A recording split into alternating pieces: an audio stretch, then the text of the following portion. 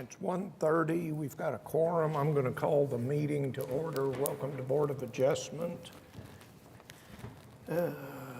Next item is the minutes. Did everybody look at those? Mr. Chair, I'd like to make a motion to approve the minutes from February 20th, 2025.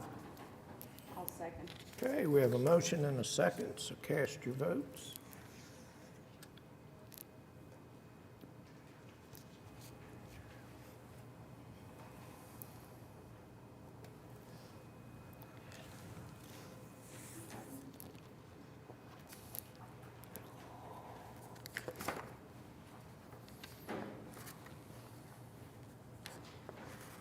All right, approved. Minutes are received. Thank you.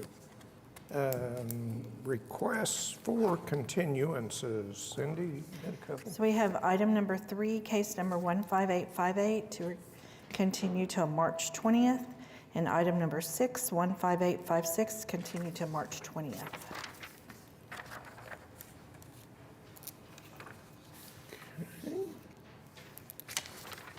Do we have a motion on those two to continue?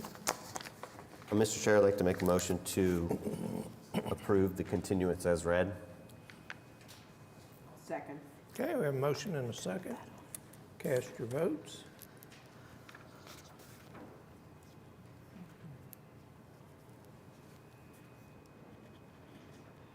There we go.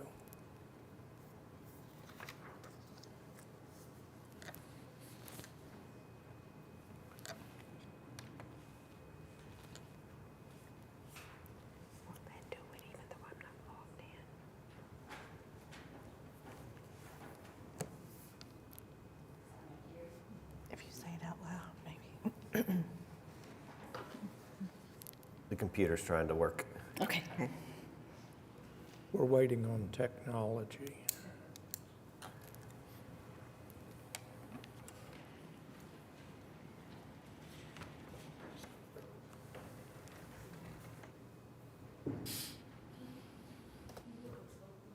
Yeah.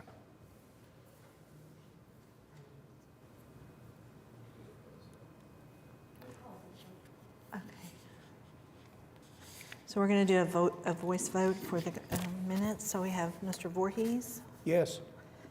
Ms. Mitchelson, Yes. Noble, Yes.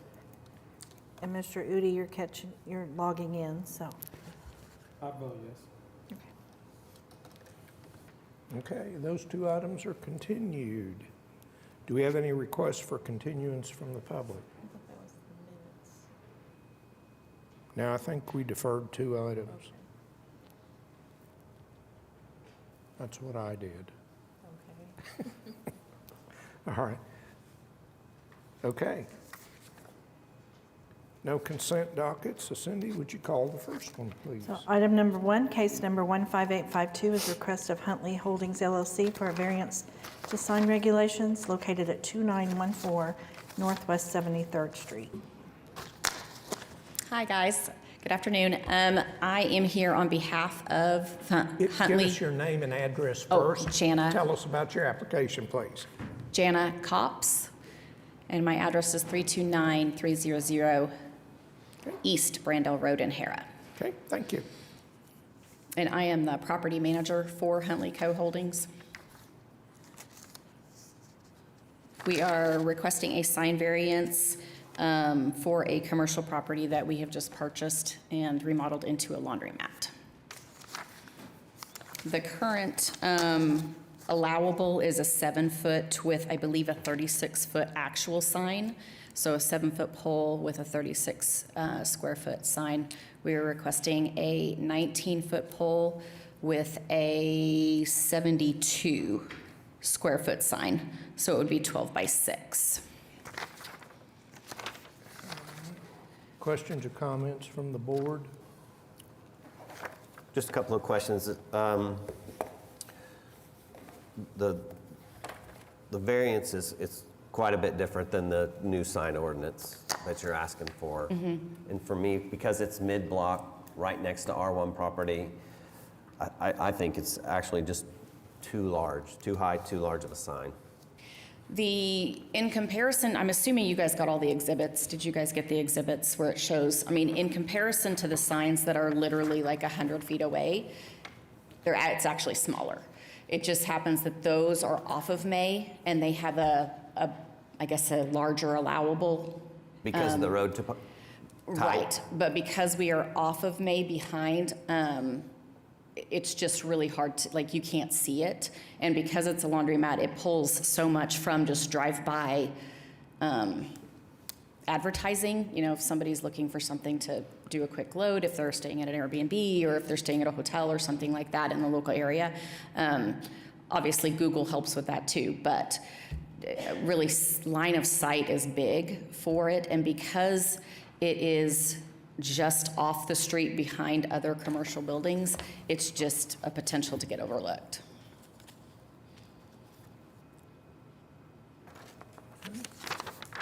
I saw in the staff report that there had been a sign knocked down when the building was dilapidated. How big was the sign that was knocked down? So obviously, we can't see that sign, but, I mean, you can tell, like, I don't know if you can hand this to him, but you can tell from I mean, it's obviously taller than 7 feet. That's the old one? That's the old sign, yeah, but it was knocked down prior to us purchasing it, so we couldn't have a measurement. I mean, we had no way to measure it. Okay. Questions, comments from the board? And I It is don't- not going to be a super bright sign. It's just the normal backlit standard. It's not like the big bright LED kind of billboardy sign. It's just the regular standard backlit sign. I don't have anybody signed up to speak on this matter. Does anybody want to address the board on this application? Okay. Anything else? That's where the sign used to be. You need to see the exhibit because all we have is a site plan, so I'm not sure if that got in the packet. They may want to see that, your photo that you have, The original, the old one?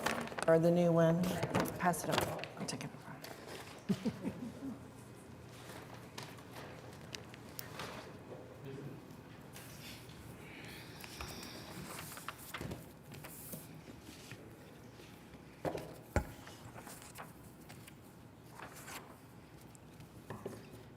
I mean, in reference to the other sign that's promoting like Fuzzies, which we are in line with Fuzzies Tacos.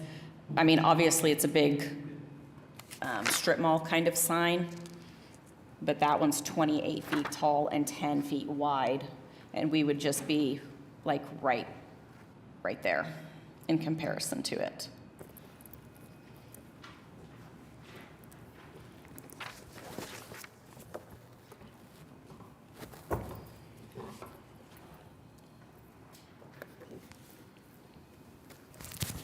Thank you. Got it? How long have you owned the building?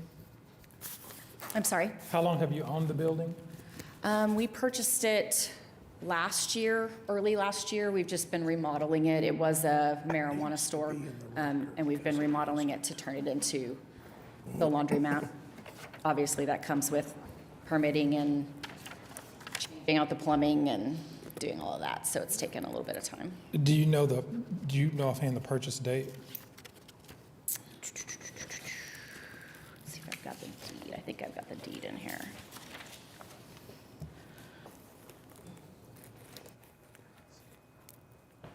Date on it?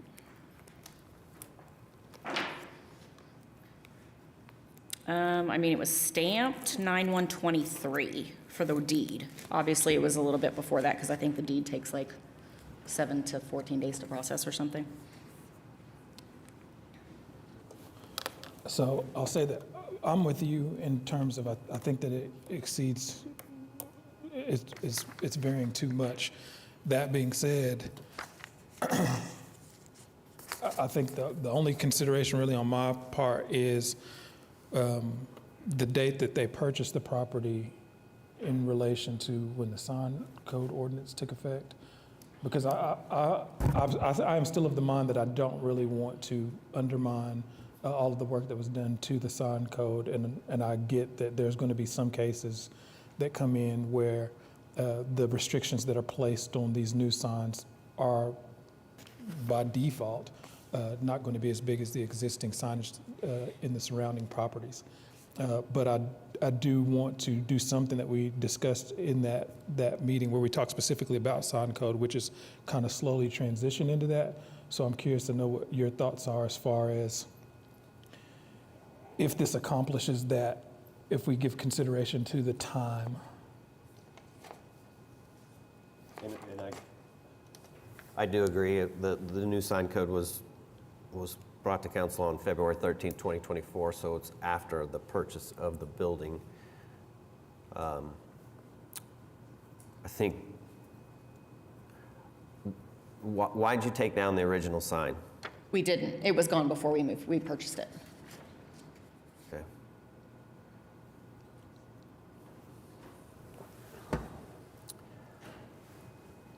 And we don't have a rendering of the sign? No.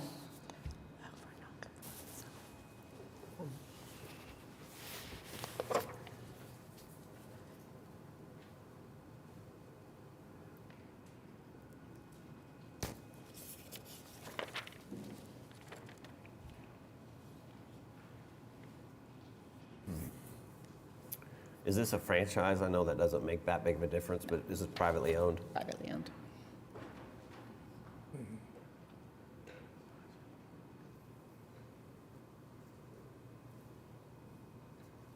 Prior to the sign code change, what was the original sign size? Like prior to the code, you said it changed in February of 2024. What was the sign prior to that? That I'm not positive on what they would have allowed right here. It's C3, right next to R1. Yeah. But the original sign looks like it was probably 20 feet tall. And I don't know if it was 72 square feet or not. Probably, maybe not even that big, but would you, I mean, is the sign purchased, set, done? Oh, no.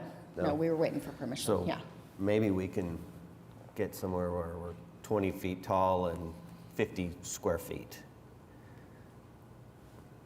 Because you don't have a mock-up, you don't have any rendering of what you're hoping to put there yet? No, I asked him if he was going to do one, and he said, he was like, it's just going to be like a standard rectangle sign. So he didn't think that it would need to be presented. We can You know, do- as you've noted, this is a substantial variation from the current sign code. And, you know, I'm certainly empathetic to the fact and aware of the fact that they purchased the property before the change in the sign code, but then also the previous sign had already been taken down. So there was no expectation other than the fact that there are other signs in the area. We have no idea how long those signs have been there. They could have been there 20 or 30 years. I don't know. And a lot of them up on May are new development, but it's a different road type, and so it you know, it's night and day as far as where the property sits. Yeah, so. If we knew exactly what the old sign was, I could probably get on board with replacing. Because I'm with you, that doesn't look 25 feet. Are you saying 20 feet total for, so you would say a 15-foot pole with a 50 square foot sign? Like a 5x5 sign, yeah.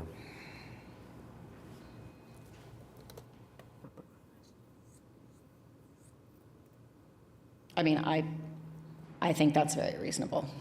And there is an elevation change that kind of goes downhill towards, as you're going west there. So from May, it's still visible, it's just not as tall.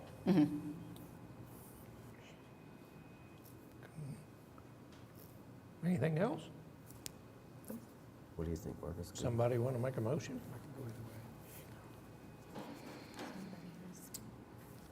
I already asked, nobody. 20 feet tall. Are you good with that? Yeah, I think I'm good with that. Okay. You're saying like a 5 by 5, if we did it a little different, like, does it 20 have to be yeah. specifically 5 by 5, or if Well, it's yeah, or, I mean, 5 by 10. I'll let 50 square feet. 50 square feet? Okay, I like that wording. That way we're not locked into a 5 by Right. 5. Yeah. Yep, with a maximum height of 20 feet and non-EMD, so can't Okay. be electrical or, Okay, yeah, so if it's a 4-foot tall sign, then I could go 16 foot in the pole, just as long as I'm not going over the 20 feet. Okay. I can live with that, yeah. I can too. I'm on board with it. Okay. okay, well,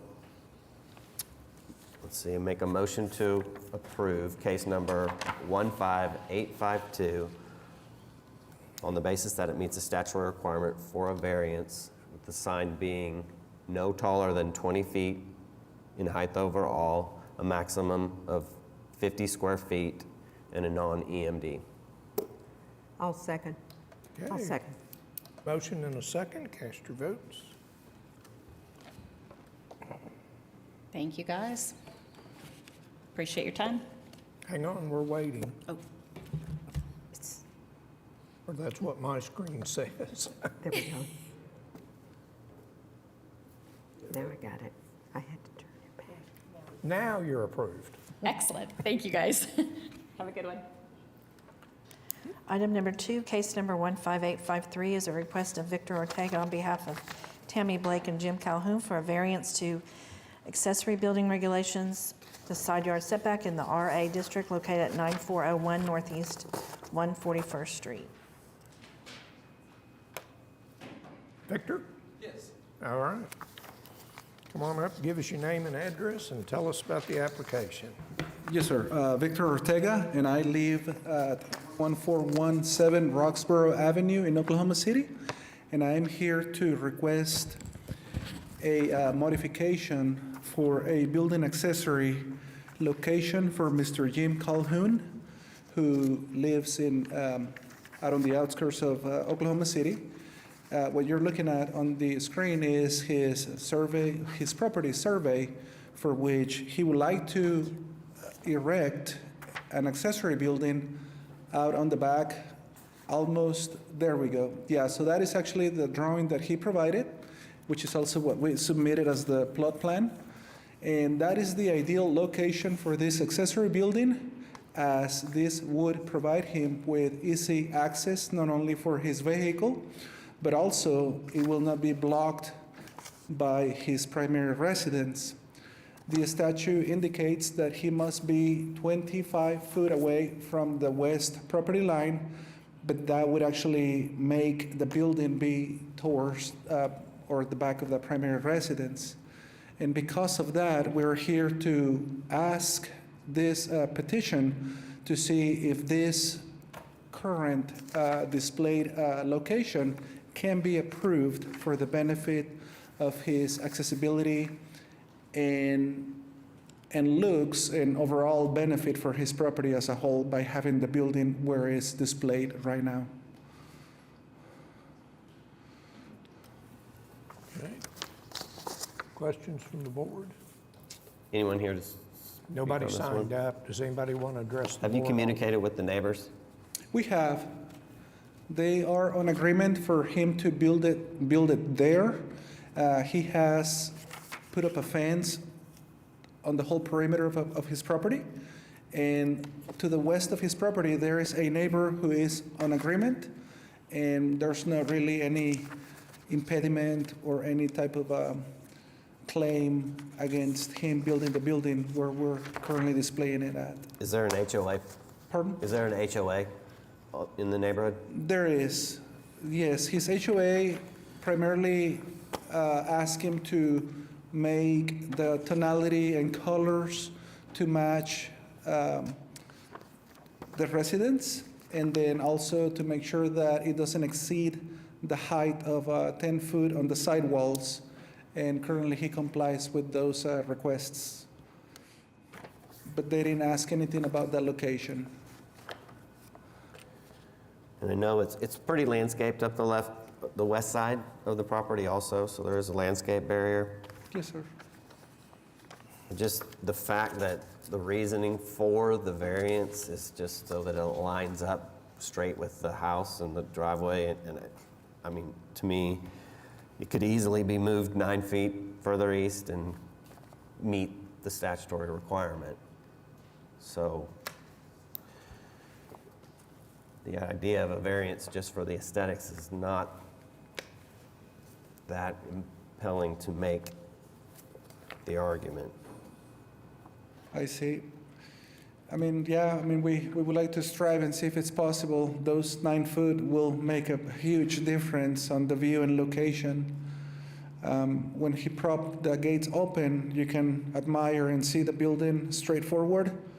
But if the gate is obviously or open, and if it's to be put at the location that is mandated, then the building, you can only see a corner of a building from the front view versus looking at the whole building for a straight down access. And that was Which one. is part of the reason why, so that I think it's probably, it's zoned RA with the 25-foot setback is because there's a lot of property and there's a lot of room. The idea that the accessory building has to be built behind the main house is a reason for it to be further from the road and to be blocked and to be behind the house. It's the reason why the ordinance was written that way. I see. Another reason as of why he was wanting to put it where the plot plan is because in the future, he would like to have the open landscape that enables him to potentially build a swimming pool.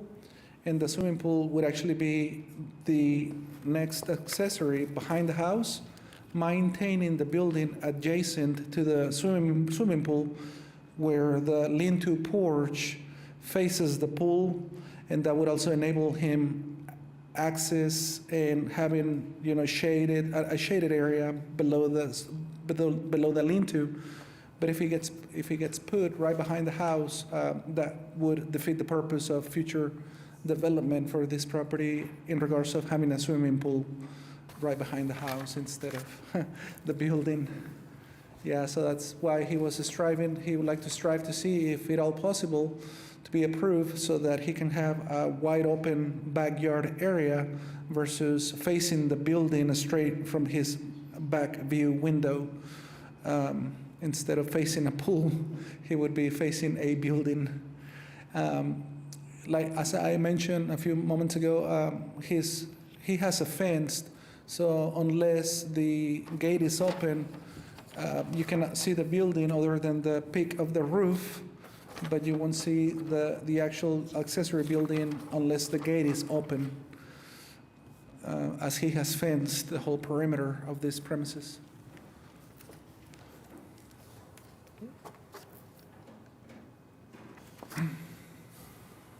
Any other questions or comments? Are we ready for a motion?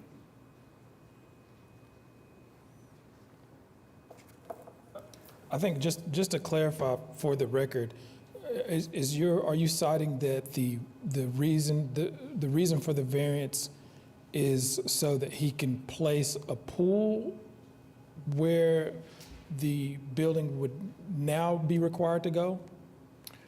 It's one of their future plans.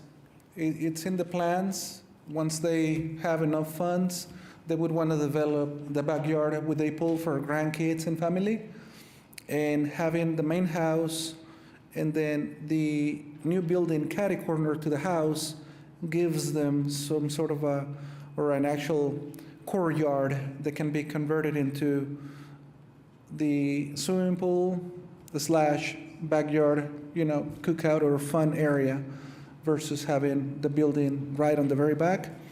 And then another reason that I also wanted to mention is that the accessibility is straightforward into the building, doing it this way that we're requesting versus having an angle turn that may not make it much more complicated to back into the building because he has the corner of the house obstructing the accessibility. And who's not to say that if he has a trailer or something where he is reversing in, then he has to tilt to sort of a corner it in versus going straight into the building. We also thought about that too. What is he intending to store in the building?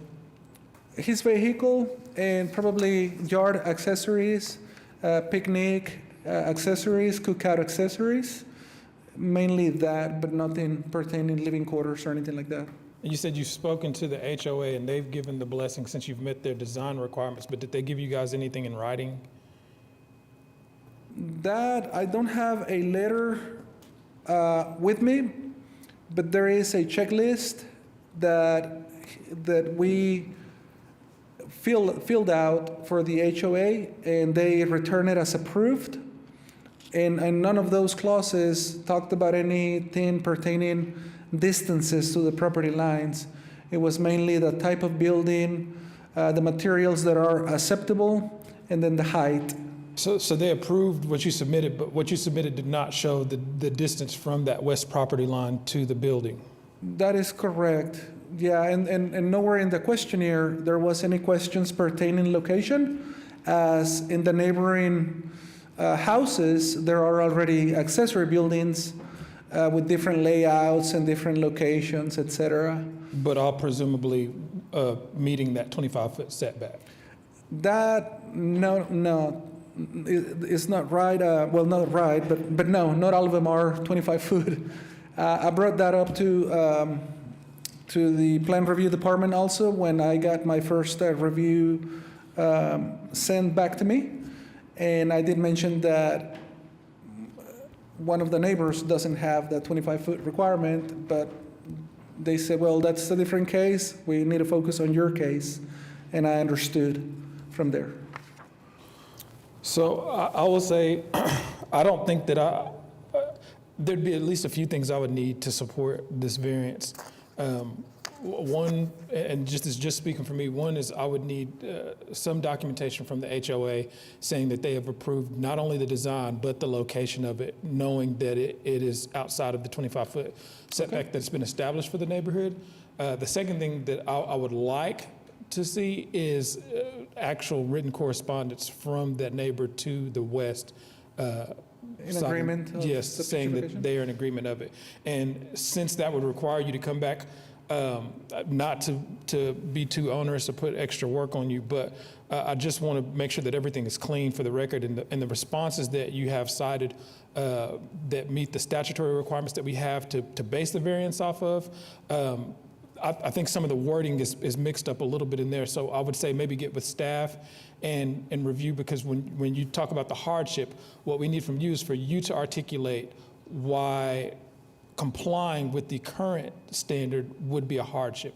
And I think the way that the response is written is from the other direction, if that makes sense. It does. So- It does. And I agree with you on having additional documentation that supports this suggested location, not only from the HOA as from the neighbor.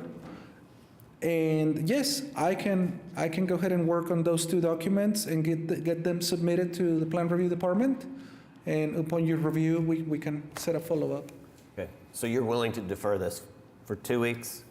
Yes, I can Mar- defer this for 2 weeks, and March while I 20th. work on those documents, Okay. and then I'll get them turned in, Yep. and then we can follow up once they have been reviewed by your board.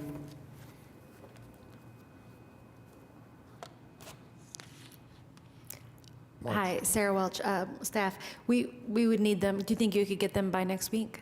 Because we will send them we're publishing their next packet next Friday. So in order for you to make the 20th, you have to have it in by the Friday of next week?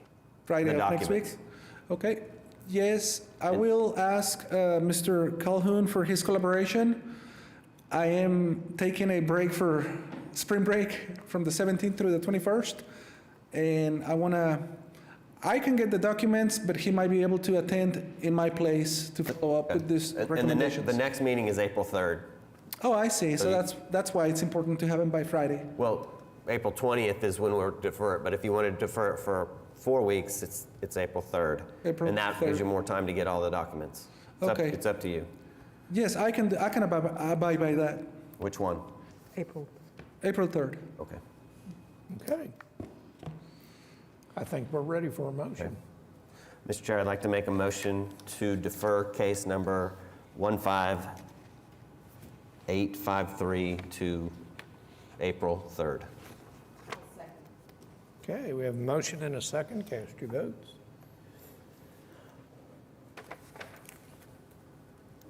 We'll see you in April. Thank you. Okay, item number 3, case number 15858 was continued to March 20th. Item number 4, case number 15860 is a request of Box Law Group on behalf of the City of Oklahoma City for a variance to sign regulations located at 201 North Walker Avenue. Good afternoon, Caitlin Turner, 525 Northwest 11th Street, here on behalf of the applicant. So this application is to allow for a more permanent sign solution for some existing support poles right in front of the main entrance of Civic Center Music Hall. Sarah, do you have a photo of those support poles? You may recognize these. They were approved through a CA a number of years ago and typically were the home of some vinyl signage. Due to inclement weather, wind, those oftentimes would fall, break, end up who knows where. So this is essentially a request to make better use of something that's already existing. This did go before DDC January 16th and received a unanimous recommendation of approval for these variances. So this would allow EMD signage to be installed in those 4 support poles. This is, of course, set back and pretty far from Walker and is central on the property, so really won't have any effect for any surrounding owners. But I'm happy to answer any questions that you all have. Anything from the board? So, I don't have anybody signed up to speak on this one. Does anybody want to address the board on this application? Okay. Only if you have questions is what she Oh, had said. okay, Yeah. I'm sorry, I didn't hear. Okay, so this went before a previous board back in 2012? No, this was just January 16th, 2025. It went before DDC for a No, sorry, I mean Board of Adjustment. Oh, for the, The initial, yes, I believe so. It got a variance previously. and I did not, I don't know, I did not review that meeting, but do you know if there was any, was there any type of traffic study? I know traffic reviewed it at that time, but has anything been done by traffic since then? For the placement, for the location of these signs, Yes. Laura Griggs actually discussed that a bit at the DDC hearing and advised that since it's so far set off of Walker, there was no issue. And so, But I'm not sure if any traffic study was done by the city, but due to the location, there was no issue. and so I don't know this to be certain, but just reading between the lines when I read through the application, it seems as though there was some concern at that time, and the decision was made that the placement, that it was both due to the placement of the poles and the sign type, that it wouldn't create any issue or safety issue with traffic. And it particularly cited the fact that they didn't have any animation, they weren't electronic signs. So in this application, we are seeking to go to EMD. That's correct. So that's I'm- kind of my first concern that comes up, is because it seems like part of the decision to grant it initially was because these were going to be static signs. Now that they're no longer going to be static signs, it would seem appropriate that traffic would review it again and determine, do we still consider this to be a non-issue, given the fact that these now can be animated? Well, I also want to point out the fact that in that original variance application, there's signage that's immediately along Walker that may have been, or maybe what you're referring to. There are 2 signs. Oh, it is. Okay, so there are 2 signs, electronic signs on Walker, like right on Walker. They're kind of a right angle signage, and those are actually getting removed. So those are being removed. That was a part of the DDC application as well, and we are pushing everything back to the main entrance. So I believe that variance request that you're referring to that required the traffic was for these signs along Walker, which again, are gonna be gone. Wait, maybe I'm misunderstanding. So if that traffic review was in regards to the electronic signs on Walker, but I thought that the response was that there was no concern because they were not electronic.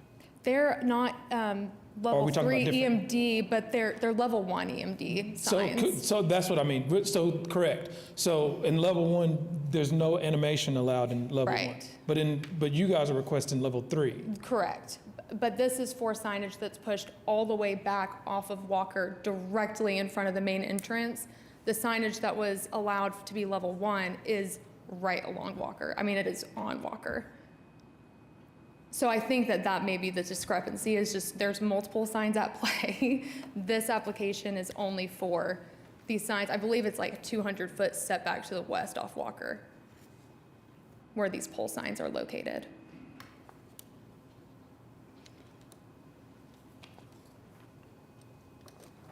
And I also will point out the fact that this was discussed in more detail by staff at the DDC hearing.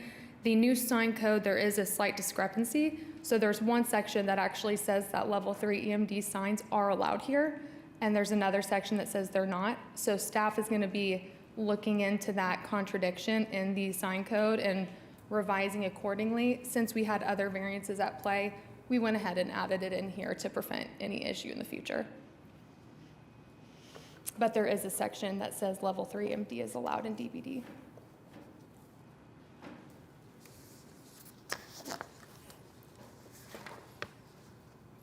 And all 4 of the structures are gonna have EMD signing on them? Correct. There are hours of operation within the ordinance that we will be complying with. These are also photo cells, so they'll be dimmable, or they'll automatically dim, and they can also dim them manually. And really, the only residence in the area is going to be to the south of these signs, and is one Mr. Dennis Box, and he has no issue with this request, so.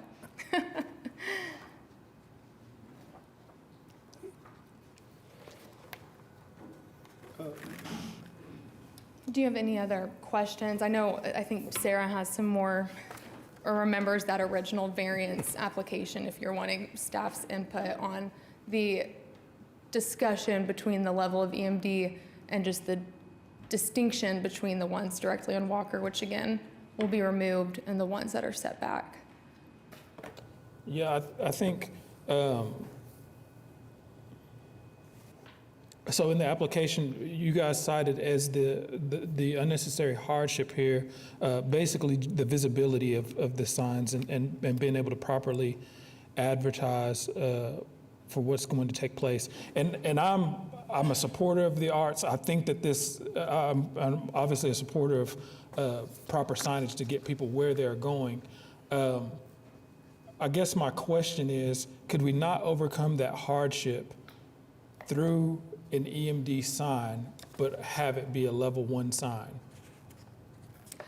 I think the reason for the level 3 is, one, because the sign ordinance does in that section permit level 3 EMD, not to mention all of the other buildings in the DBD district and downtown that are allowed to have level 3 to advertise.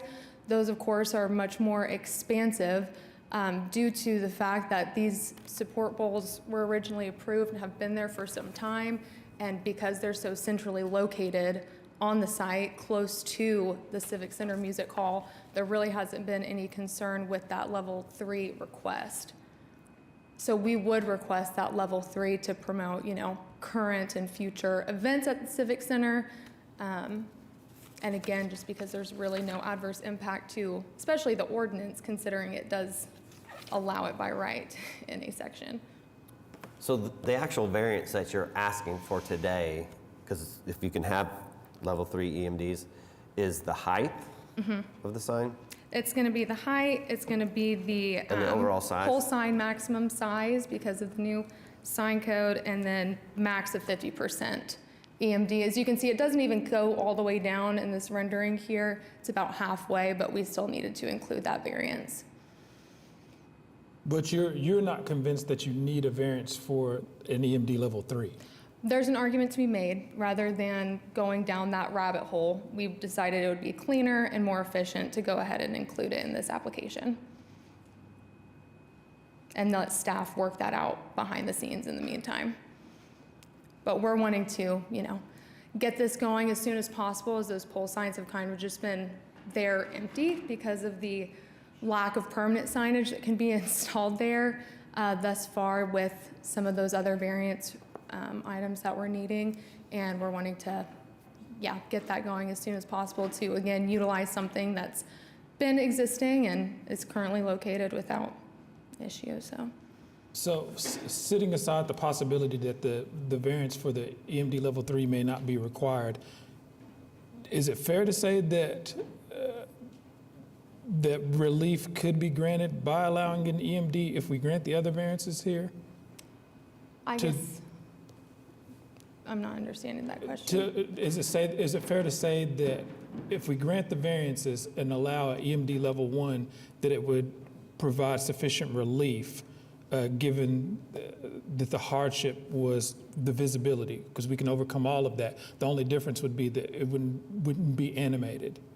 Well, our request is for level 3. Since this is so far set back off Walker, is there a reason why you're apprehensive to the level 3? Yes, primarily because and legal counsel can weigh in on this, but the way that I understand it, there's some tiers in how we handle this, and the first is identifying the hardship, which you guys have done, but also that when we grant the relief for the hardship, that we are granting it by the minimum means necessary. So if we're able to cure the hardship with the EMD level 1, I feel like the onus falls on us to do that as opposed to granting a level 3. If both can cure it, we are to seek the minimal level of relief.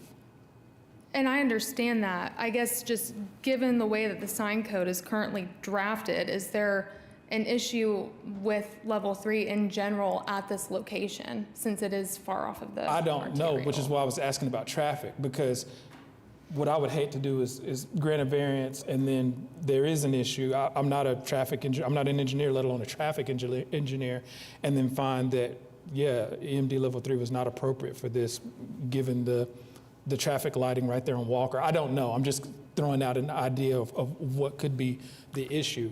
But what I'm focused on is the fact that if the issue is if the hardship is having visibility of the signage in the dimensions that you all are requesting, and we grant that, we just simply preclude the ability for it to be level 3, meaning that it can't be animated, it still solves the problem, does it not?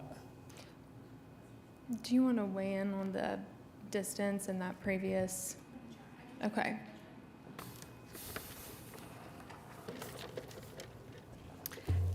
Okay, Sarah Welch, Planning Department. I'm gonna try here a couple things. The reason for the reason for the confusion on the EMD is because there are 2 sections and 2 tables that address EMD signs downtown.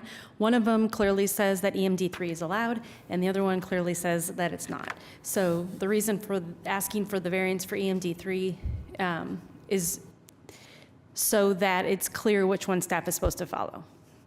And then as far as the different levels of EMD, there's actually 3. There's an EMD 1, a 2, and a 3. The difference is that EMD 1 is allowed a lot of places, a lot of commercial districts, including downtown, and really all you can do is have a fade every 8 seconds. The EMD level 2 allows the fade and also allows images, or not images, but allows the sign to travel and scroll. I mean, these are like definitions in here, and that's every 8 seconds. Once you get into the EMD 3, that's when it allows full animation and full motion video, and that's the one that they're asking for, in addition to the increase in height and size.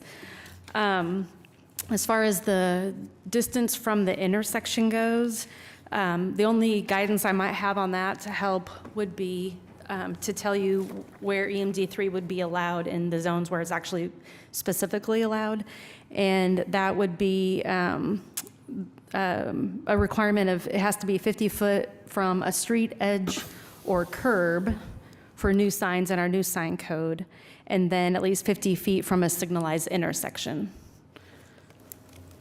And we exceed that pretty significantly.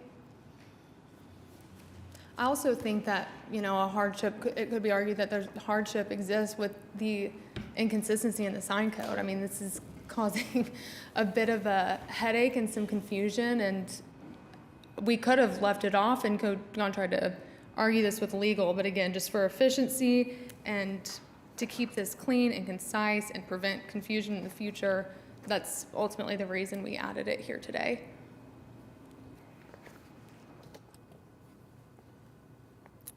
And just for size, Matt, the ordinance would allow 280 square foot, Yes. and you're asking for 1,400. Total. And I also will point out that the frontage along Walker would allow for 10 signs, and we are asking for the 4 in the support poles that are already existing, because there's about 2,000 feet of frontage along Walker. So we're asking for significantly less signage than would otherwise be permitted, and the pole signs that, again, have been there for quite some time, that we're just able to utilize those 4 only. Well, 10 signs at 70 square foot is still 700, so you're twice that square footage. But they are approved, the pole signs are, so that's, yeah.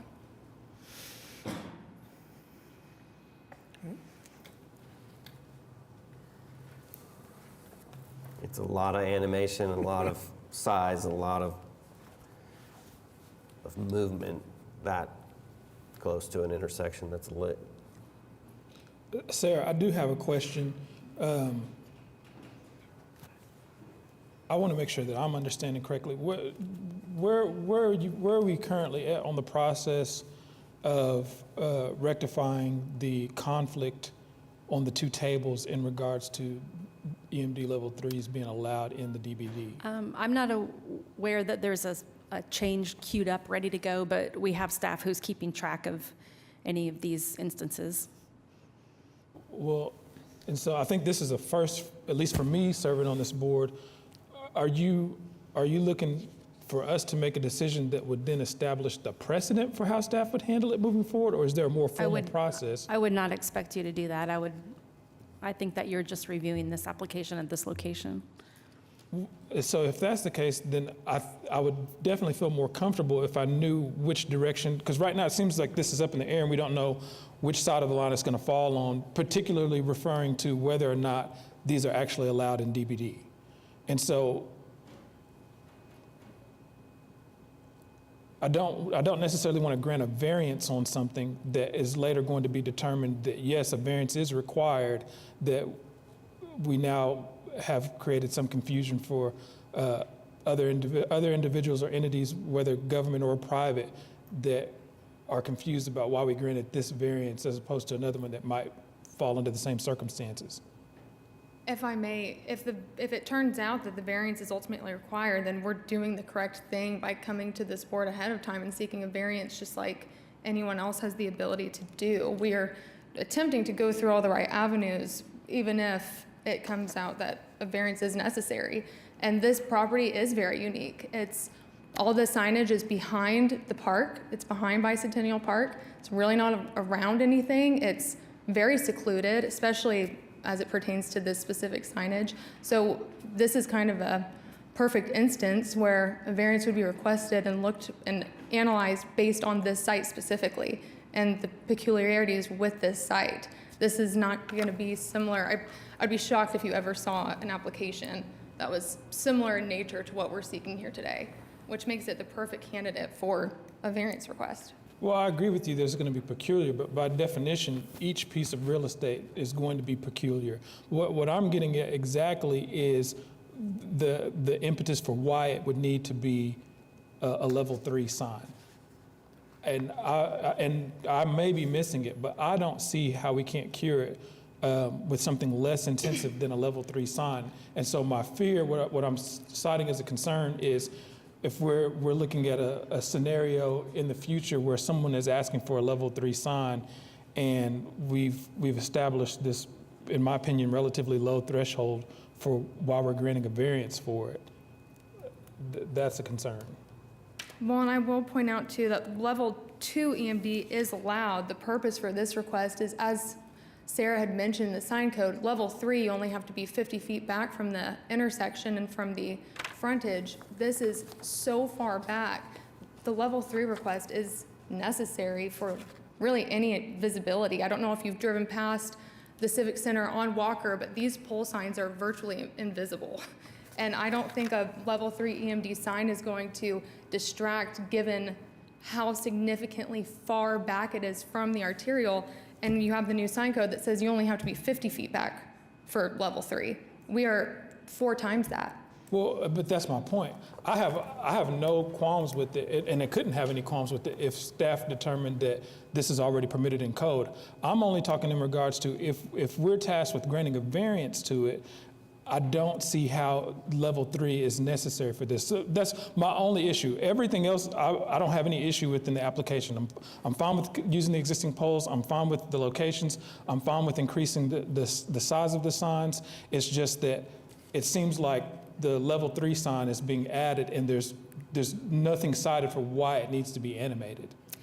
Again, that's going to be because of how far set back it is behind the park and off of Walker. With how level 3 is permitted right now, with it just having to be 50 feet, and considering how significantly far back we are in excess of 50 feet, I guess I'm struggling to understand that concern when, the code wouldn't even require this far back of a setback for this kind of signage that we're seeking. So your position is that given the same location, the same proximity and distance from Walker, that the sign simply has more visibility just because it's animated, Right. if nothing else changes? Right, exactly. Yeah, go right ahead. Give us your name and address, and I'm Dee Lanusa, and address is 201 North Walker Avenue. And I'm the Director of Marketing and Sales for the Civic Center. And so we are charged with promoting the resident companies and making sure that visibility of what they have to offer is made readily available to the public. The big difference between a level 1 and a level 3 is the fact that most performing arts is visual and it moves. So the types of B-roll that they send us to promote a show, when we have to have that changed to like a static poster, it doesn't provide the same effect. We also can't promote them all equally because there's only 4 signs. If we can't move through them at a regular pace and give people the opportunity to understand what it is playing at the Civic Center, what, when, where, and what they can expect from it, the static signs don't really provide that. All it provides is an image. And so it doesn't provide the average Joe with the ability to determine, is this something I want to come back and see? Does this fit my preferences? It's making the arts accessible to people who don't need to have a phone, they don't need to have a computer, they don't need to have a laptop, they don't need to have access to Wi-Fi to know what is available at the Civic Center. And at this point, they have to have all of those things.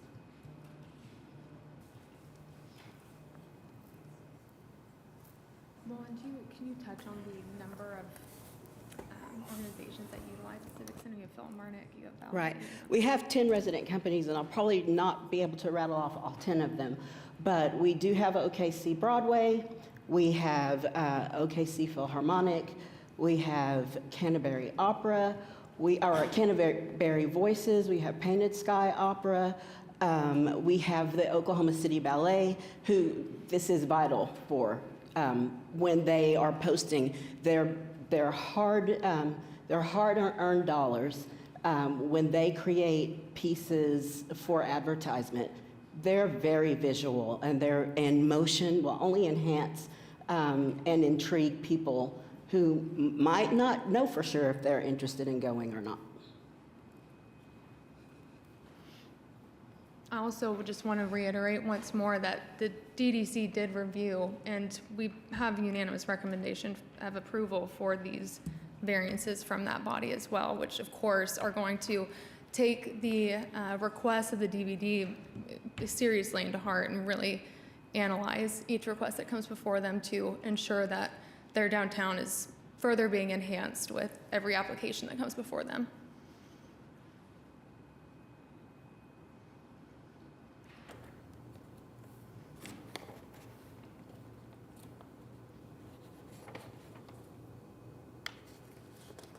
Sorry, Sarah, I hate to bug you again. Is there, outside of a variance, is there a process where clarification can be made on the conflict that currently exists in code regarding the permitted use of these signs in the DBD? An appeal on staff decision, which would come right back here.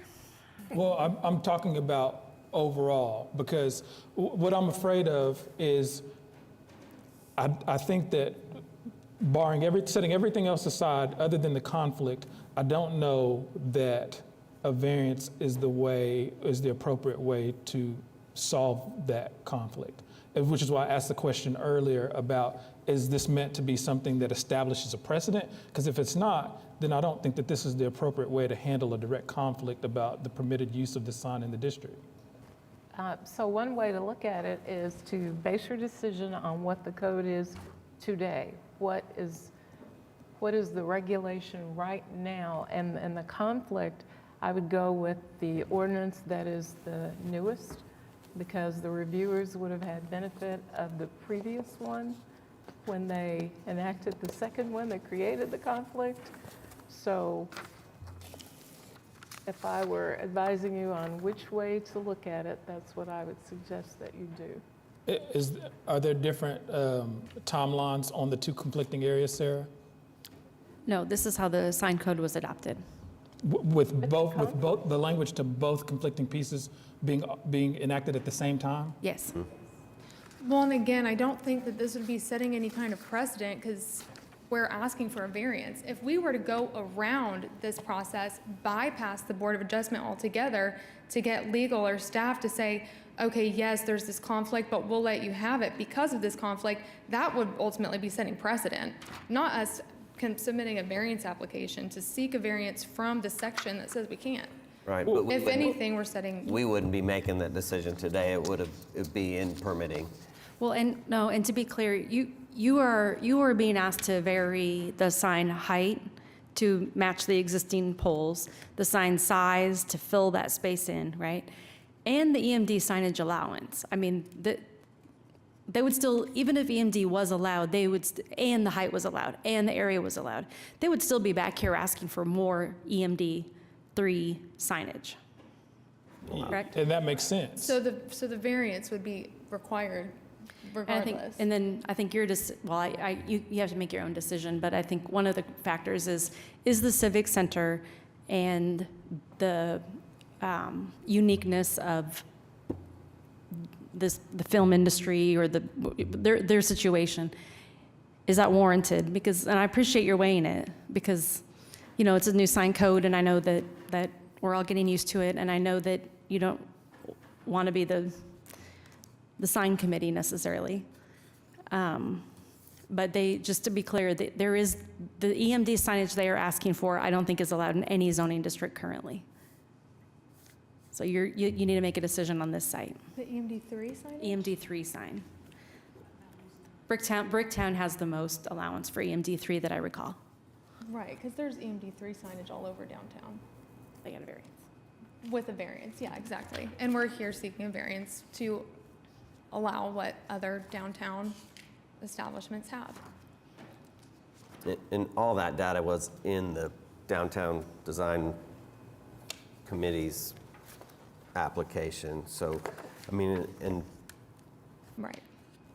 they were unanimous in their vote. Unanimous, yes, that is correct. And staff's not, we're not familiar enough with sign technology to know if what they're asking for could be achieved with an EMD level 2. I'm just not, it seems like it might need a 3. It would need 3. And I don't know if there's conditions that you could place on it to, It's substantially different, just the video capabilities. Which is my issue, and I'll take you to what triggered all of this for me the first time I went through the application, and that is the remarks from the previous approval from Board of Adjustment. It says the park has been designed to capitalize on 2 signs by placing a sign at each corner. The important visual connection between the Civic Center and the City Hall, and that the Civic Center and City Hall is uninterrupted, as is the space in the park that has been provided for public use. The signs can be placed in the corners with the appropriate proportions and setbacks and aligned for the best view. Based on input from the Oklahoma City Traffic Management Division, the placement of the signs in close proximity to a traffic signal would not create a public safety issue because the signs will not interrupt signal operation. Furthermore, the content publicized on the sign is not full motion video, EMD level 3. And So that's the 2 signs that are not the signs that we're referring to. I understand, you clarified the ones that are coming down, but I'm saying that there was a review that those wouldn't hinder traffic or create any safety issue. And so I'm simply saying, has a similar review not been done for these signs? No, because we're so far off of Walker. The reason why the review was done for those signs is they are like, do you have any kind of rendering that, or street view that shows those signs? Because they are on Walker Avenue. That analysis is not required for these because we are all the way back right in front of the main entrance there, all the way back past the park. So no, that was not done because it is not needed to be done when we have that much separation. But who's making that determination is what I'm saying. Like if there's a traffic engineer that says these are far enough away that there creates no issue, then that means something different than you or I saying this is far enough away, I'm just kind of eyeballing it. But the sign code only requires 50 feet off of the street for EMD level 3, as well as that we aren't seeking a variance for the distance there. So not only would we comply with the sign code, the new sign code that says if you do EMD level 3, you got to be 50 feet back from an intersection or the road. We're not seeking a variance from that. Staff didn't bring it up because, again, there's no variance required due to that distance. So I understand what you're saying, but that would be, trying to think of an analogy, it simply is not required here, not because of what I'm saying or because well, it's not of the required here distance, because the only thing that could change this argument is if staff said this is already permitted, you don't need a variance for it. Because as long as we hold the position that a variance is needed, then to what you're saying, the response is simply that, well, it's not required because EMD is not permitted right there. So of course that's going to be a separate review. Does that make sense? But if EMD level 3 were permitted, we would only have to be 50 feet back. And anywhere, where it is now, there's all sorts of EMD. The News 9 EMD is right on the street. That would need another variance. This is so significantly different and so much more compatible and in accordance with the ordinance and with all of that because of the separation, the central location, and the size is significantly decreased from some of the other EMD level 3 that's right downtown. Well, for what it's worth, I agree with you on all parts of that. And I'll take it a step further and even say that I think that it's appropriate for the space. My hesitation and my reservation in all of this is simply because we're doing it through a variance.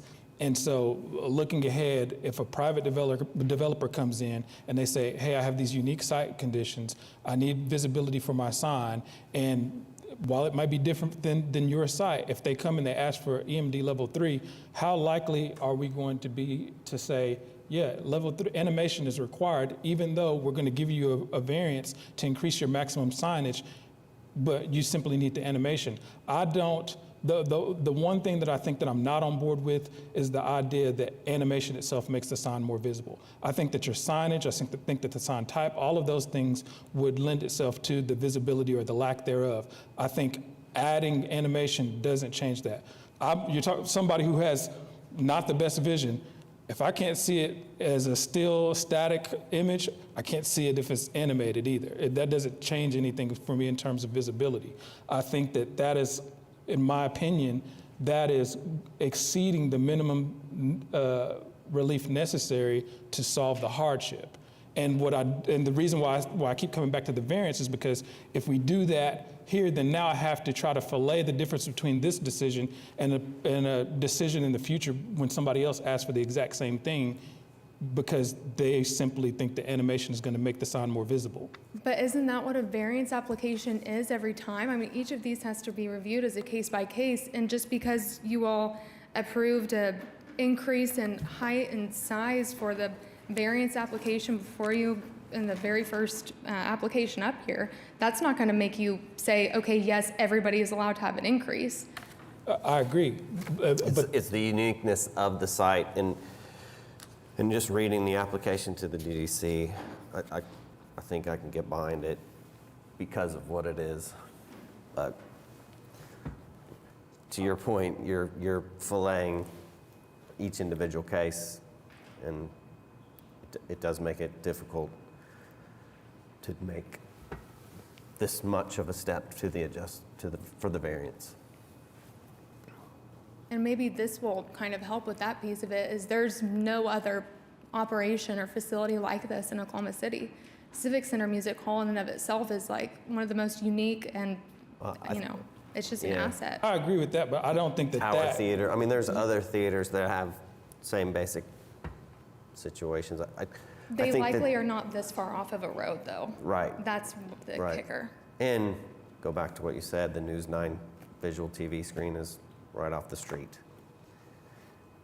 So Downtown Design Review Committee and its approval, it's just, the sign ordinance in itself is making it difficult for us to make Understood. I a understand lot of that. variance Yeah, absolutely. applications and decisions.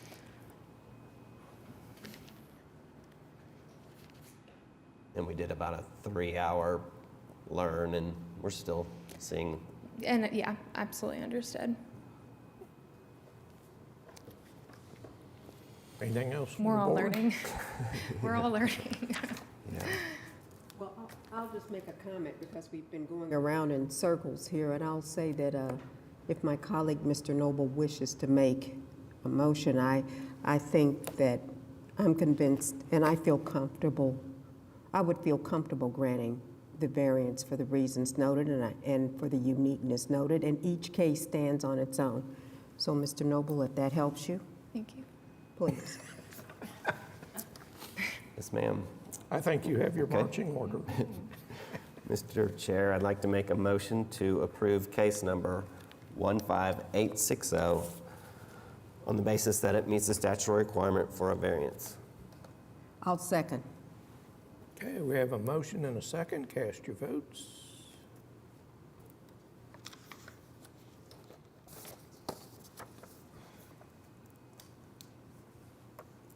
Okay, you're approved. Thank you very much.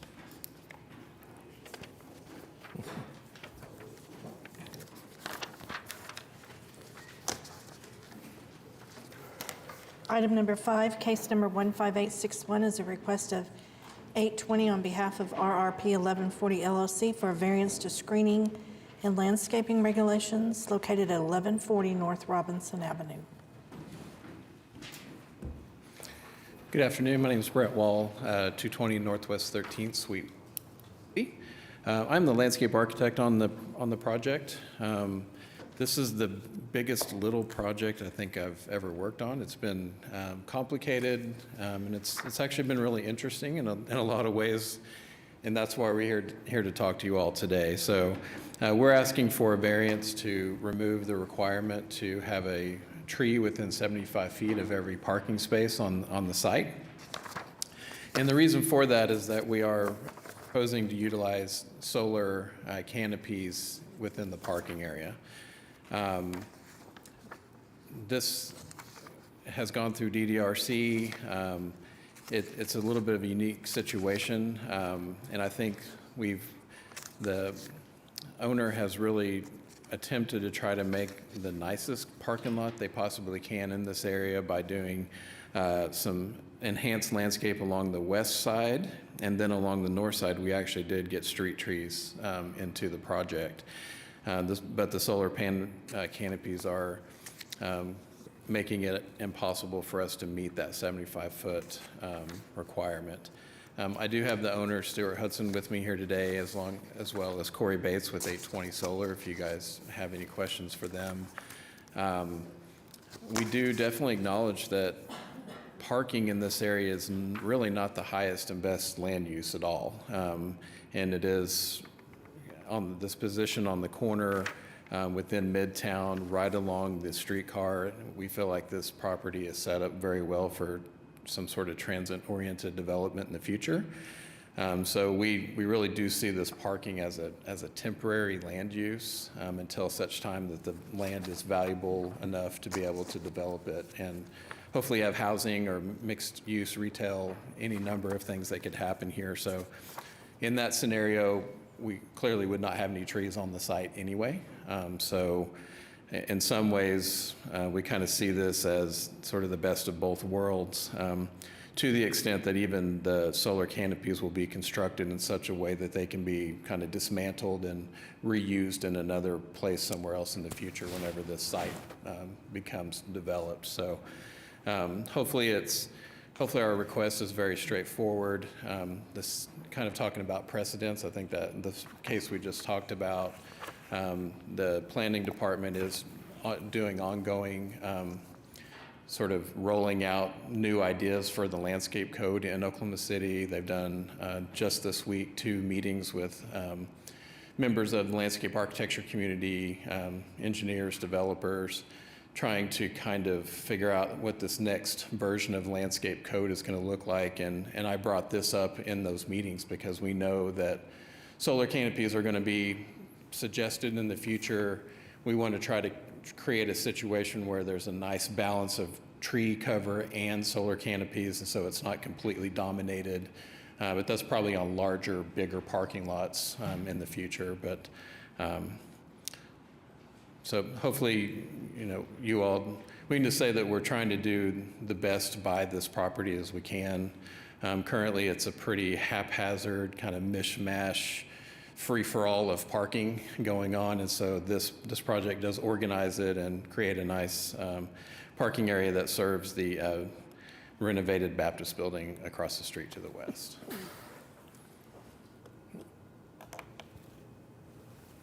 Got one protest sign. Must have seen one. Okay. It looks like Austin, and I can't read the last name. Okay. You're up. Thank you. Apologies for my handwriting. That's all right. Good afternoon, Austin Ham, 525 Northwest 11th Street. Here on behalf of 1839 West Main LLC in opposition to the application. At the outset, we would note we'd be happy to work with the applicant to resolve our concerns if they were to be agreeable to a 2-week deferral on this application. In the case that's not the option, we're happy to present, our substantive concerns. So it's our understanding there are two items that are being sought for the variance. First is the landscape requirement for trees within 75 feet of the parking spots, as well as the screening requirement for the solar panels. It's our understanding the municipal council's office have determined solar panels submit for the screening requirements under the code. This application does not meet the statutory requirements to seek a hardship. The application identifies a financial feasibility concern as to the development of the next door property for office use without Class A parking space. Financial feasibility doesn't rise to the statutory requirement for a hardship. This board routinely rejects any sort of fiscal argument as a reason that a hardship should be applied to particular property. Second, I'm not sure that the slight perpendicular edge makes this property specifically unique to deviate from the use of landscaping as required by the code. Third, the deviation from the code would result in a detriment to public good. The exact purpose of the code in regards to the landscaping requirements is to help reduce glare and heat buildup, promote interior islands for pedestrian safety and traffic separation, and visually break up large expanses of pavement and reduce surface runoff. The variation would run contrary to all of those goals identified. Lastly, this isn't the necessary requirement needed to alleviate any sort of hardship. They could still be required to do some sort of application of landscaping barriers in the area that would still comply with the code to some extent. Allowing them to do nothing in the area is just going to result in another use of a parking space that runs contrary to the intents of the comprehensive plan for urban beautification and the reduction in the effect of the heat dome. Happy to answer any questions.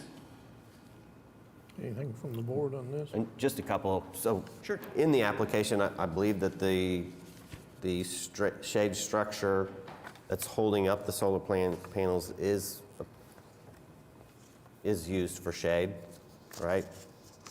So I understand that it's got solar panels on top and they've got covered parking So spots it's solid covered parking, which provides shade. in portions. Right. Yeah, I don't think it- just as a tree and a tree canopy would. Sure, but there's no reason, in our opinion, that that meets the requirement for a hardship. They still have the Yeah, I requirements just, in the code. in your protest, you just said that it didn't, and so I was gonna say that I think Yes, it I still understand that does. point, sure. And then they are providing additional landscaping in different locations on the property. So there is actual landscaping also. We understand that. We still don't know that that meets a hardship requirement to deviate from the statutory conditions in the code. Understood.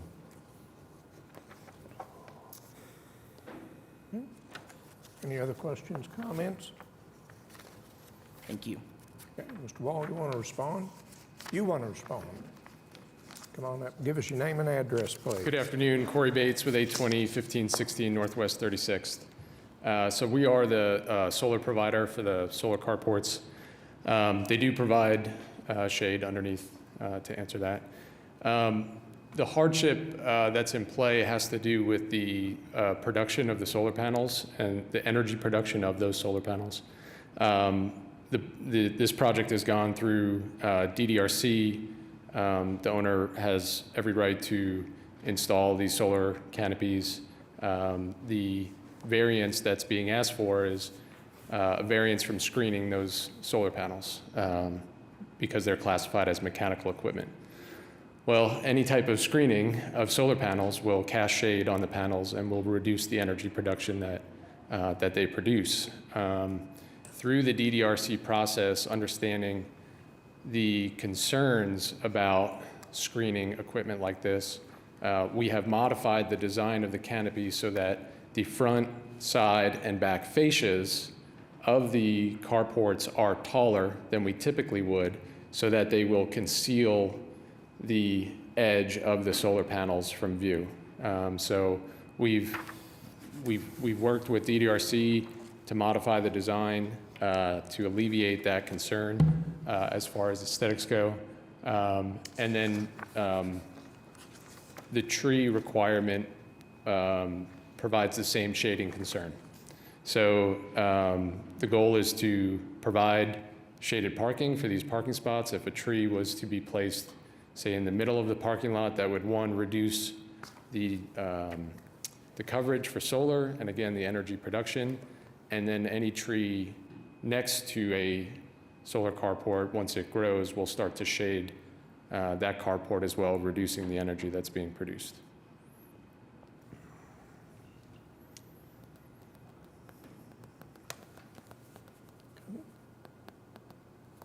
Questions, comments from the board? Okay. I only had one person signed up to speak. Does anybody want to address the board on this application? Okay.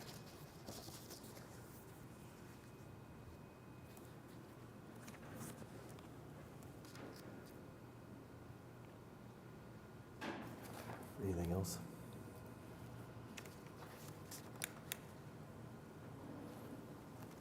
Ready for a motion?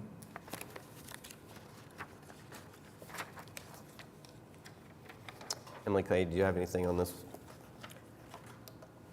I don't have anything additional. Go right ahead. Okay. With that, Mr. Chair, I'd like to make a motion to approve case number 15861 on the basis that it meets the statutory requirement for a variance. I'll second. Okay, we have a motion and a second. Cast your votes.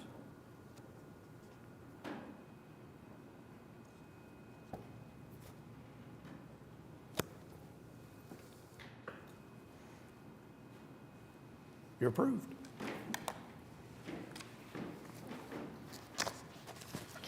Item number 6, case number 15856 was deferred till March the 20th.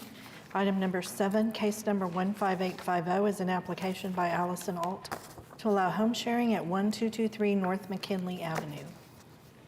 Hi, I'm Allison Alt. My address is 2027 West Avenue in Denver, Colorado. I am here to ask for a renewal on my special exception for my home sharing license. I have a rental property here, It's 2-bed, 2-bath, which I have rented out to full-time tenants. And then in the back, there is an ADU, maybe a little bit less than 400 square feet. It's 1 bedroom. And I have a home sharing license for that. It's not my primary. I rent it out on Airbnb. And I stay there when I come several times a year because I have family in the area.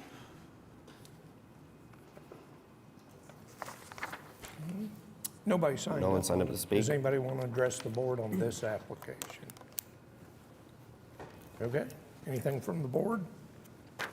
Just a couple. So it's just the 1-bedroom ADU that you're doing right now today? Yeah. Right? And it's maximum of 2 guests? Yes. I'd like to add quiet hours from 9 PM to 8 AM Yes. to the application. I think, Yeah.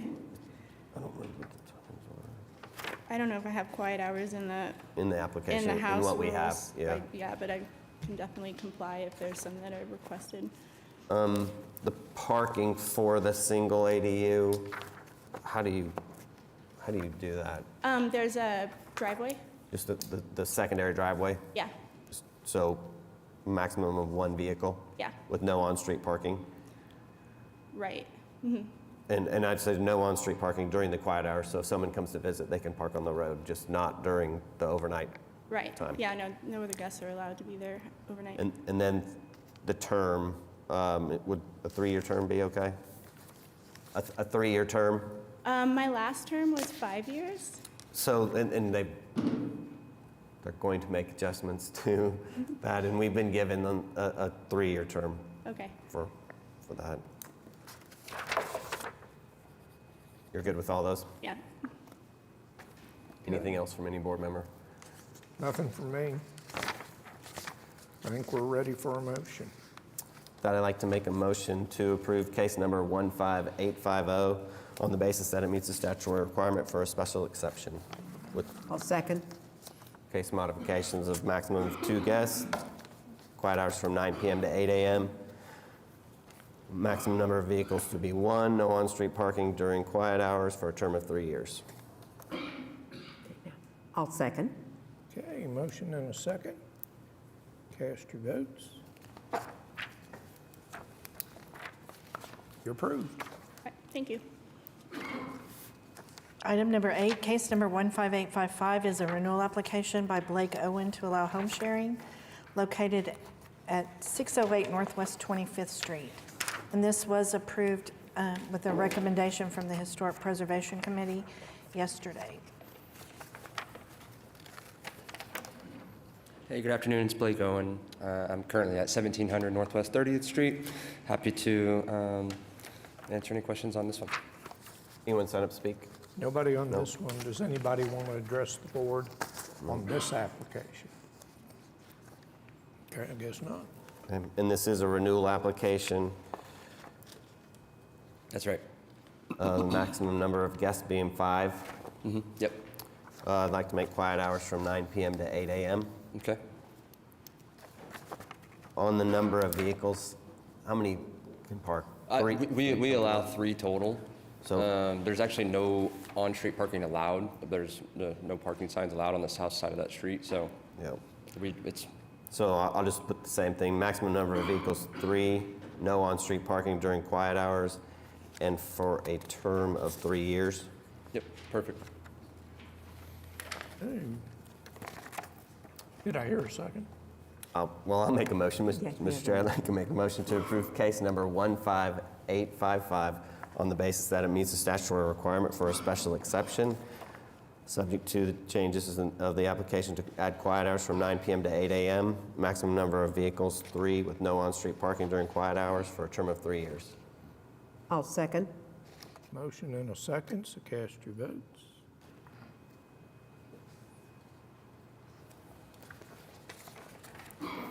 Thank you. You're approved. Item number 9, case number 15862 is an application by Jennifer and Jason Sylvester to allow home sharing at 2108 North Gatewood Avenue.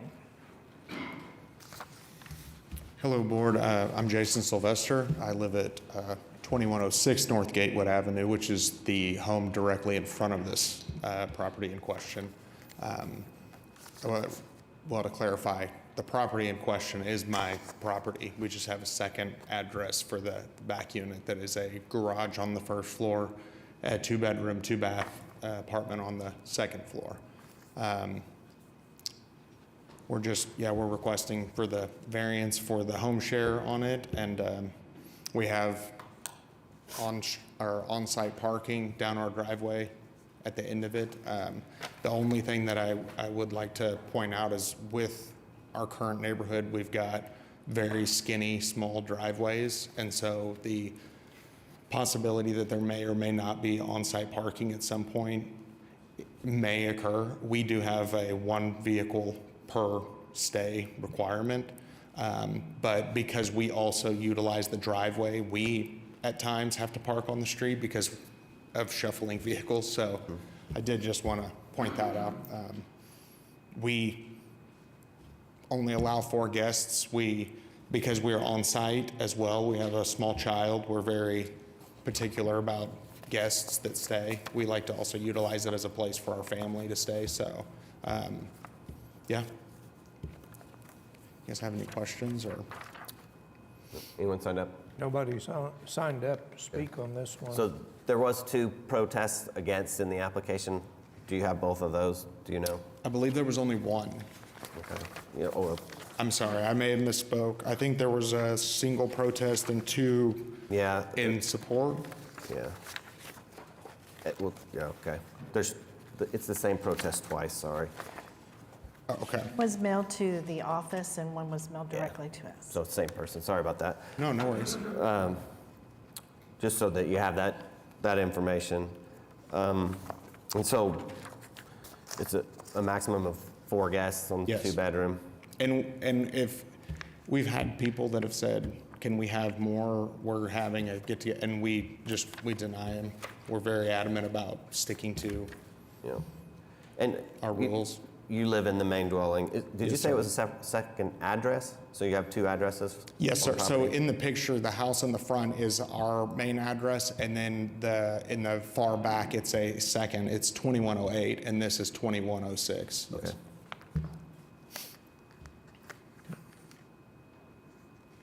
Because it's a second address, is that why he has to be here? I mean, he has to be here because it's in Gatewood too, but I just didn't know 2 addresses. Yeah, and we did the second address when we were going through the permitting of building the garage for ease of not confusing everything, and Yeah, it also makes it better for Yeah. first responders too. So anyways, if you're in agreement, just make the adjustment to the application for the quiet hours to start at 9 p.m. to 8 a.m. And I'd like to put a maximum number of vehicles. I know it's kind of the single car driveway, and you said 1. And I'm going to put no on-street parking during quiet hours for after the 9 p.m. Yeah. If you would. the only thing that I ask on that is if someone is parked back there. You guys got to take care of that. Yeah. So you can handle that. And then for 1 year, this is a new application, right? Say that again? This is a new application, so Yes. for 1 year, a term. We only get 1 year for For a the new- first time. Okay. Yep. Good, good. Okay, with that, I'd like to make a motion to approve case number 15862 on the basis that it meets the statutory requirement for a special exception with the following modifications. Quiet hours from 9 p.m. to 8 a.m. A maximum number of vehicles to be 1, no on-street parking during the quiet hours for a term of 1 year. I'll second. Okay, we have a motion and a second. Cast your votes. And you're approved. Thank you. Item number 10, case number 15864 is an application by KMT Investments 2 LLC to allow home sharing at 1510 Northwest 19th Street. Hello, I'm Keith Cannell. I live at 1645 Saratoga Way, Edmond, and I'm here for a special exemption or exception for the property in question to operate it as a short-term rental. And this is probably irrelevant, but in the agenda, it indicates that I'm here representing KMT Investments 2 LLC. I'm actually here representing KMT Investments 1 LLC on this particular matter, and that what I just stated agrees with the application, so I'm not changing the application.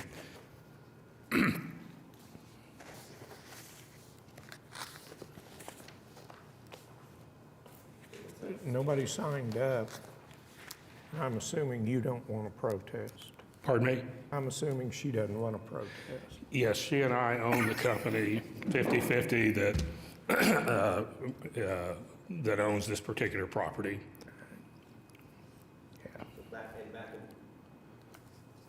In 22, you had a home sharing license, and Yes, I bought the property in October 2022, and I engaged the existing property manager who began a home construction business at about that time. And I have now disengaged that manager because he wasn't managing. And so I got a notice that we haven't paid our license fees, and part of his duty was to take care of that thing, which was when I first became aware this property was problematic. And then when I worked to try to solve it, according to this property manager, because of not paying the license fees and the time involved, I needed to reapply. So this should be a renewal application, but it's not, because of a property manager who didn't do what they said they would do, and an owner that didn't adequately supervise the property manager. So you get to start over. I get to start over, although someone else did this last time. Okay, just a couple of things to the application. You have a 3-bedroom home, and you're wanting 6 guests. Yes. I'd like to make a adjustment to the quiet hours from 9 p.m. to 8 a.m. That's perfectly fine. And then a maximum number of vehicles to park on the property.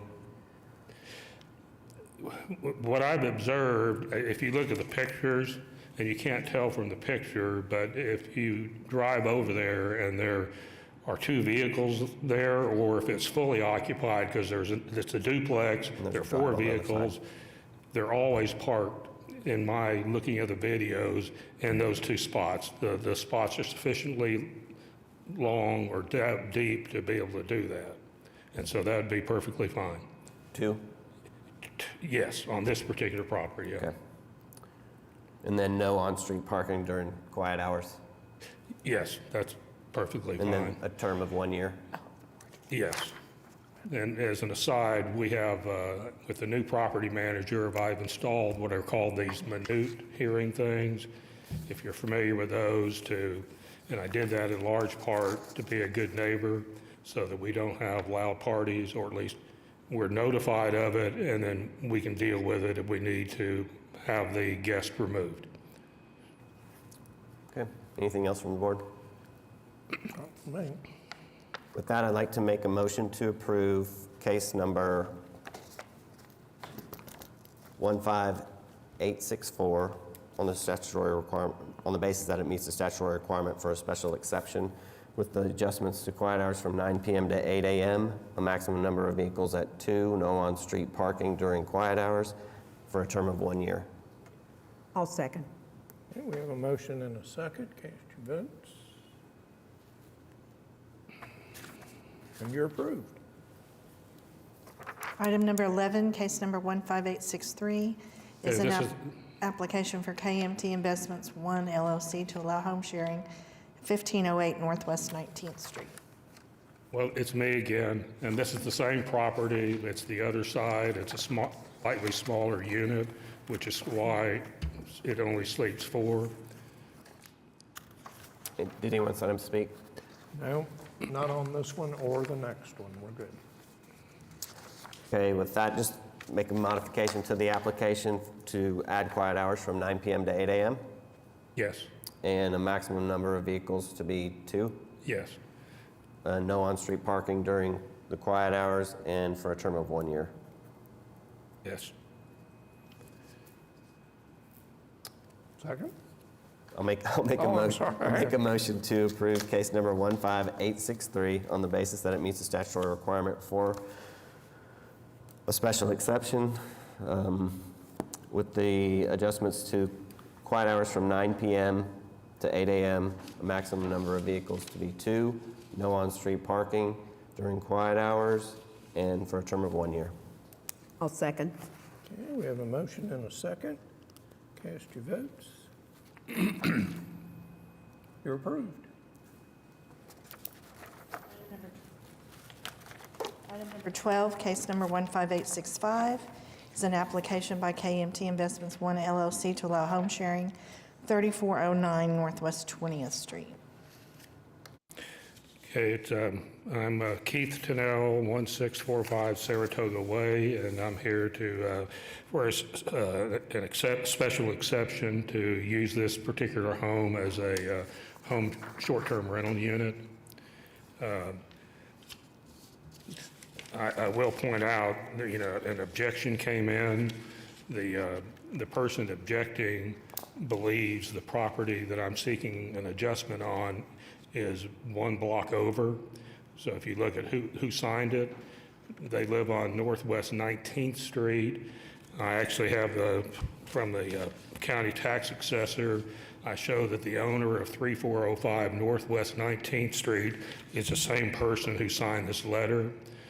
And I drove by their address, or 3409 Northwest 19th Street, earlier today, which is the property that the objection is based on.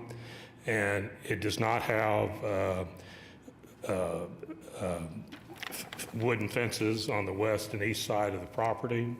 This property that we own has a 6-foot wooden fence on the west side. The east side has an 8-foot wooden fence on the south side and the north side. And on this particular property, and if you have an interest, I can show you the picture, but basically the guests don't have access to the backyard. So if you walk out the back of the house, there's a great big concrete patio with an 8-foot fence around it, with a gate that opens to the driveway. There's then a fence from the patio to the garage with an 8-foot gate. And I have a picture showing it. It has a padlock on it because I don't want guests or neighbors wandering into my garden, because kids could get back there, I'm digging or stuff, falling, any number of things. And so that garden is completely walled off. The only access point is on the east side of the garage, and there's a little pathway that I can't even, at the entryway, I can't even walk through. And so by the time you get to the end of it, someone my size has to be like this. And I put in about a 30-inch stack of bricks, cement blocks, rocks right at the entrance, and I can make it even worse, but it's about that tall, and some of those blocks weigh 15 or 20 pounds. And so this property is very inaccessible to anyone unless they're willing to climb over an 8-foot fence, trespass on someone else's property, and climb over a 6-foot fence. So I thought I'd just address the objection up front, that it's not an objection to this particular property. And it's not even in the application. I think they deemed it to be Withdrawn, I think. a withdrawn application or a protest. Yes. So, okay. And by the way, I can understand it. On that property that he's talking about on the west side, there's no fence at all. Okay, did anyone sign up to speak now? Nobody on this one? 3-bedroom home, maximum of 6 guests. Yes. Would like to add quiet hours from 9 p.m. to 8 a.m. That works fine. Maximum number of vehicles, 3 fit easily. I'm over there a lot because it's a big garden. Typically, and I've got video, and it's very kind of where you can record it and all that. Typically, in the evenings, everyone's parking on the street. And I go, in this particular neighborhood, there's lots of on-street parking, so it's hard to tell, to be candid with you, who's a guest. I mean, the place next door is a duplex. There's only one vehicle I've ever see parked next door at that duplex in the driveway. They're parking on the street. And a lot of times I would go over there and there's no one there, I have to park down the street. But And a lot of that's reason- not yeah. it's not an unreasonable request, but I'm just being candid with you. It's hard for me to even know. There's a gray sedan parked in front of that house all the time that forces me to go one house down, and I don't know whose gray car that is, but they're not staying at this property. Right. The reason why I like to add that to the application is for the protection of the property owner and the protection of the neighbors, because it's one of the main objections to an Airbnb or a home share next to a property is that the street parking. And so I try to limit the street parking for everyone's protection, but knowing whose cars are on the street is next to impossible. Well, at the other property we talked about on the signage, that signage indicates on-street parking, no on-street parking. Right. And so I'm not opposed to putting up, and you guys imposing it, that I put up some kind of signage that says no on-street parking. I mean, I don't like it, but again. Yeah, if it's in the application that you present, then you did what you can do. Okay. So with that, again, I'd just like to, I don't remember, just make the adjustment to the quiet hours from 9 p.m. to 8 a.m. and a maximum number of vehicles to 3. Yep. I've only seen one occasion when there was more than 3. And believe it or not, they all parked in the driveway. And then no on-street parking during quiet hours and for a term of 1 year. Agreeable to all that. Anything else I'm from the okay board? with that. Well, with that, I'd like to make a motion to approve case number 15865 on the statutory basis that it meets, on the basis that it meets the statutory requirement for a special exception, with the addition of quiet hours from 9 p.m. to 8 a.m., a maximum number of vehicles 3, no on-street parking during quiet hours for a term of 1 year. I'll second. Okay, we have a motion and a second. Cast your votes. Thank you very much. Yep. You're approved. Okay. I don't have any additional items. We don't have any board committees. Does anybody have comments? Wait a minute. Public comment. Hang on. I'm going to follow the checklist and then you're up. Rita, you got anything? I do not. Now, citizens to be heard. Come on up. Take up any extra time. I'm really just here. My name is Devin Ferber, 1519 Northwest 18th Street. And I'm here because I received the notice about KMT's duplex items number 10 and 11. And I've also been made aware of the Airbnb regulations that the city is taking seriously, I guess you could say. And I'm looking to beg for forgiveness and get my home sharing license approved and submit for the next meeting. And so I was here to kind of see what the process is like and what it would take. And I have an unusual property in the sense that when I purchased it, it was a single family home. Of course, now it's 116 years old. It was originally built as a duplex. When we moved out of it, we put up a wall where the master bedroom door used to be, and the exterior door that was off the original duplex front door is in the master suite as an exterior door. And so it basically created 2 units, although we only have 1 address. So similar to someone who would have a home that's addressed and then an ADU garage apartment above it that would not have an address, that's kind of similar to the situation that I am in. And I'm wondering what the best way to move forward is to get what would be 2 permits, even though one of those dwellings does not have an address, if that makes sense. I'm sure our staff can get there to help you. Okay. Have you been to Development Services in the 420 building? I have not. Okay, so on the 10th floor, somebody there might be able to assist you with getting an address. We're your staff. It's us. It's me and it's Cindy. We're your Development. staff. It's Okay. the planning department, subdivision and zoning office. Have you already contacted us? No, I have not. Oh, I came okay. today just kind of see what the whole Oh, okay. process was Well, like, we'll what just- it would I'll take meet to you. have an application. We'll meet you out here and Okay. talk about Okay, it. great. Thank you so much. All right, thank you.